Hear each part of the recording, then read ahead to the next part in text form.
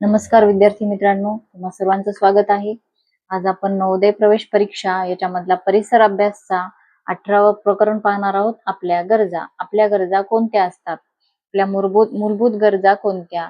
याच्यामध्ये सर्व सविस्तर मुद्दे दिलेले आहेत, ते आपण पाहून घेऊत आणि मग त्याच्यावरचे प्रश्न सोडवूयात. महत्वाचे मुद्दे. 1.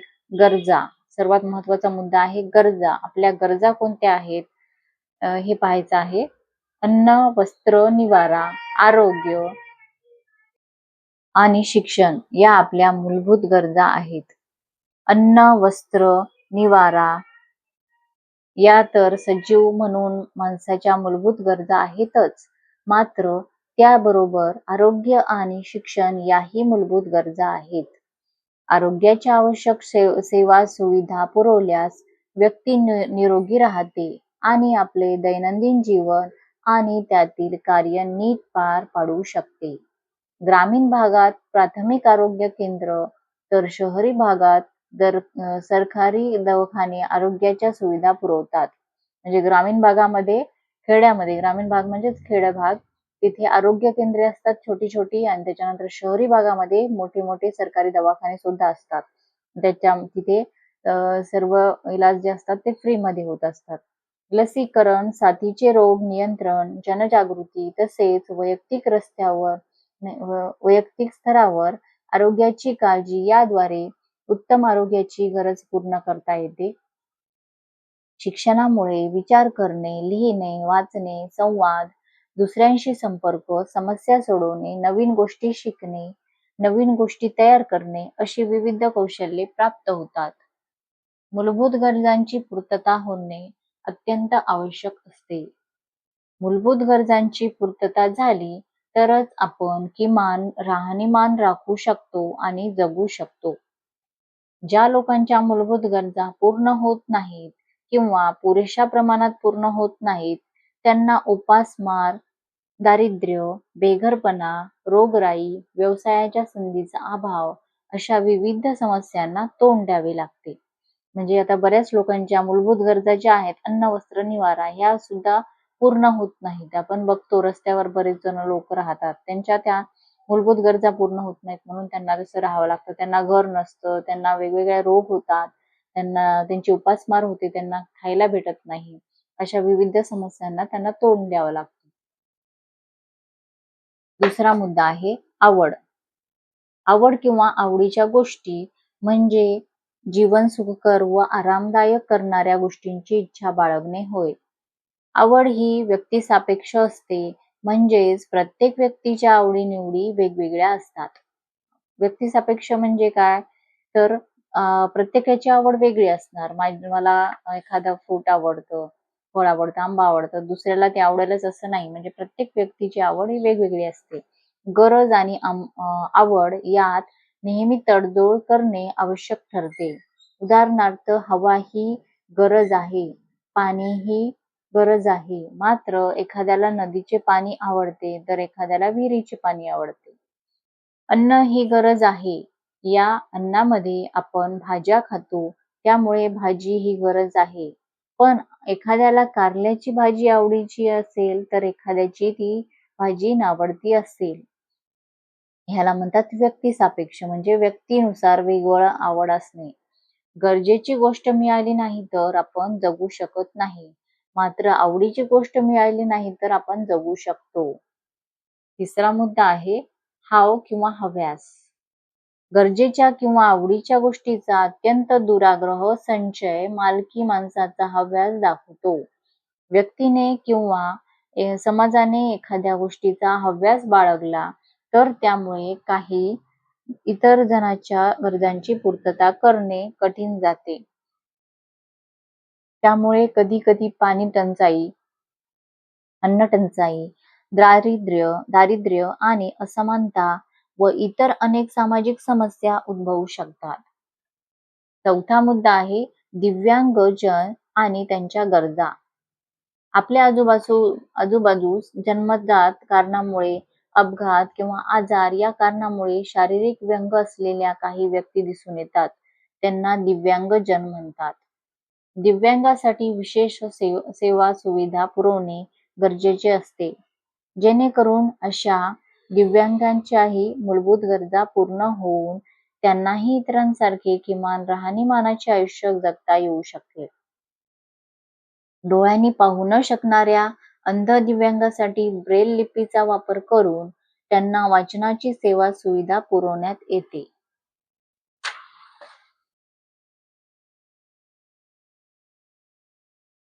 कानाने ऐकू न शकणाऱ्या कर्णबधीर दिव्यांगासाठी खुणांची भाषा विकसित केली आहे. या खुणांच्या भाषेद्वारे त्यांच्याशी संवाद साधता येतो आणि तेही इतरांशी संवाद साधू शकतात. हात किंवा पाय असे अवयव कार्यरत नसणाऱ्या शारीरिक दिव्यांगासाठी देखील विशेष सेवा सुविधा पुरवल्या जातात. उदाहरणार्थ शाळा, रेल्वे स्थानके, बसस्थानके किंवा बाजार, शॉपिंग मॉल्स येथे चाकांची खुर्ची सहजपणे जाईल अशा स्वरूपाचा रॅम्प बनवला जातो. म्हणजे एखाद्याला चालता येत नसतील, हातपाय नसतील तर त्यांच्यासाठी तो रस्ता असतो त्यावरून त्यांची ती खुर्ची जाऊ शकते. चाकाची खुर्ची सहज जाऊ शकते.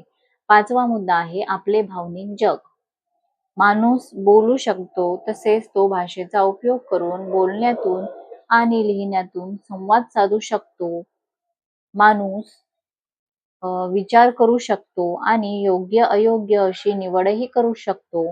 माणसाच्या या जमेच्या बाजू असल्या तरी त्याच वेळेस माणसाला राग, मत्सर, प्रेम, आपुलकी, त्याग, आनंद, दुःख, नैराश्य, भीती या भावनाही असतात.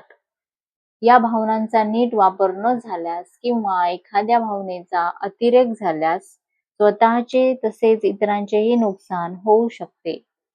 संवाद तुटू शकतो आणि प्रसंगी भांडण किंवा कलहही वाढू शकतो.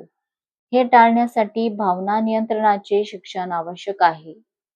आपल्या उणिवा जाणून घेणे, राग, मत्सर अशा नकारात्मक भावनांना नियंत्रण करणे, प्रेम, आपुलकी, सहकार्य या भावनांचा परिपोष करणे आणि प्रयत्नाने स्वभाव बदलणे गरजेचे ठरते.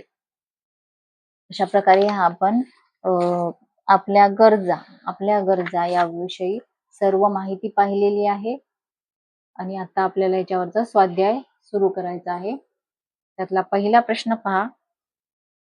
जिवंत राहण्यासाठी सर्वात महत्वाची गोष्ट कोणती आहे?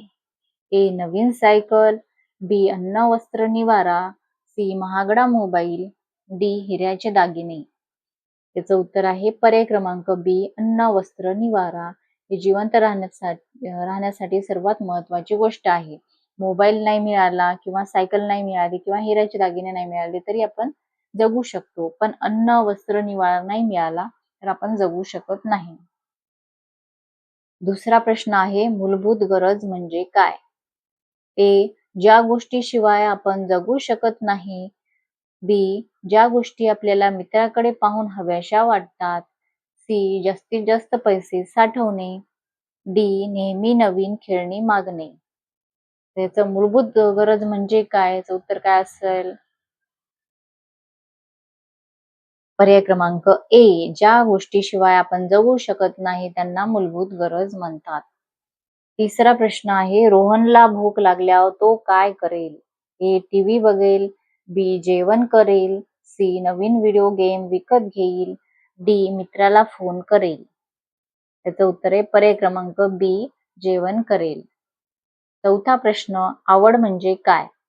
ए. श्वास घेणे, बी. पाणी पिणे, सी. एखादी गोष्ट किंवा वस्तू मिळवण्याची हौस असणे, डी. दुसऱ्याच्या वस्तू हिसकावून घेणे.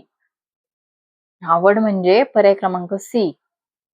एखादी गोष्ट किंवा वस्तू मिळवण्याची हौस असणे त्याला म्हणतात आवड असणे. प्रश्न 5वा पुढीलपैकी कोणती गोष्ट मूलभूत गरज मानली जाईल? ए. उन्हाळ्यात अंगावर घालण्यासाठी सुती कपडे, बी. रोज बाहेर हॉटेलमध्ये जेवण, सी. 10,000 रुपयांचे घड्याळ, डी. परदेशात सहल. तर कोणती गोष्ट मूलभूत गरज मानली जाईल? त्याचं उत्तर आहे पर्याय क्रमांक ए. उन्हाळ्यात अंगावर घालण्यासाठी सुती कपडे. प्रश्न 6वा एका मुलाकडे 5 पेन्सिले आहेत पण तरीही तो दुकानात जाऊन अजून 10 पेन्सिली विकत घेतो आणि त्या कोणालाही वापरू देत नाही. या सवयीला काय म्हणतात? ए. मूलभूत गरज, बी. इच्छा, सी. हाव आणि डी. समाधान. याचं उत्तर आहे पर्याय क्रमांक सी. हाव. सातवा प्रश्न आहे, हाव या सवयीचा मानवावर काय परिणाम होतो? ए. माणूस समाधानी होतो, बी. माणूस नेहमी असमाधानी आणि दुःखी राहतो, सी. माणसाला चांगली झोप लागते, डी. माणूस हुशार होतो. तर याचं उत्तर आहे माणूस नेहमी असमाधानी आणि दुःखी राहतो.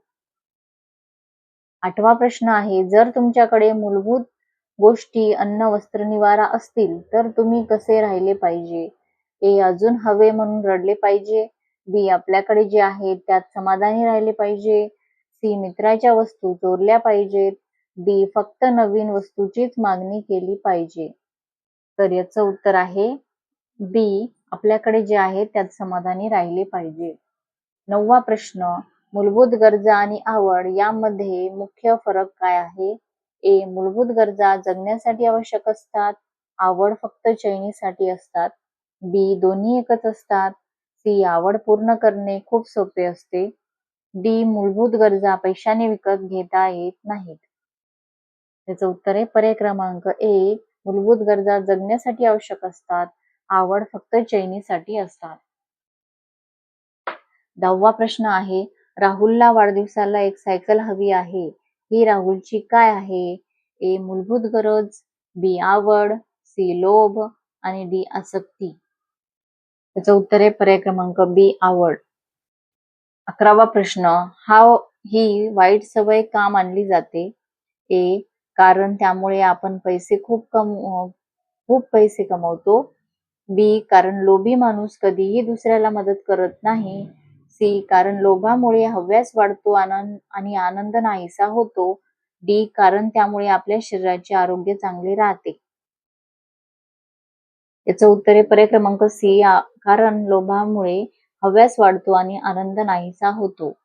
12वा प्रश्न आहे, अंध दिव्यांग जणांसाठी कोणत्या लिपीचा वापर केला जातो? A. Roman, B. Braille, C. Bell, D. टंकलेखन. याचं उत्तर आहे पर्याय क्रमांक बी. ब्रेल लिपीचा वापर केला जातो. 13. चेहऱ्यावरील हावभाव आणि 2 हातांच्या खुणांनी कोणत्या दिव्यांग जनांशी संवाद साधला जातो? ए. कर्णबधिर दिव्यांग, बी. अंध दिव्यांग, सी. शारीरिक व्यंग दिव्यांग, डी. मानसिक दिव्यांग. याचं उत्तर आहे पर्याय क्रमांक ए. कर्णबधिर दिव्यांग. 14वा प्रश्न, शॉपिंग मॉल, रेल्वे स्थानके येथे दिव्यांगासाठी 14वा प्रश्न, शॉपिंग मॉल, रेल्वे स्थानके येथे दिव्यांगासाठी पुढीलपैकी कोणती सेवा सुविधा पुरवली जाते? ए. रॅम्प, बी. ब्रेल लिपी, सी. सांकेतिक खुणा, डी. पोलीस मदतनीस. याचं उत्तर आहे पर्याय क्रमांक ए. रॅम्प. 15वा प्रश्न, आपल्या भावनिक उणीवा लक्षात आल्यास माणसाने स्वतःमध्ये कोणता बदल करणे आवश्यक आहे? ए. स्वभाव बदल, बी. पेहराव बदल, सी. आहार बदल आणि डी. निवास बदल. याचं उत्तर आहे पर्याय क्रमांक ए. स्वभाव बदल. अशा प्रकारे आपण 18वा प्रकरण पाहिलेला आहे, आपल्या गरजा. व्हिडिओ समजला असेल तर व्हिडिओ लाईक करा. व्हिडिओ बघितल्याबद्दल धन्यवाद.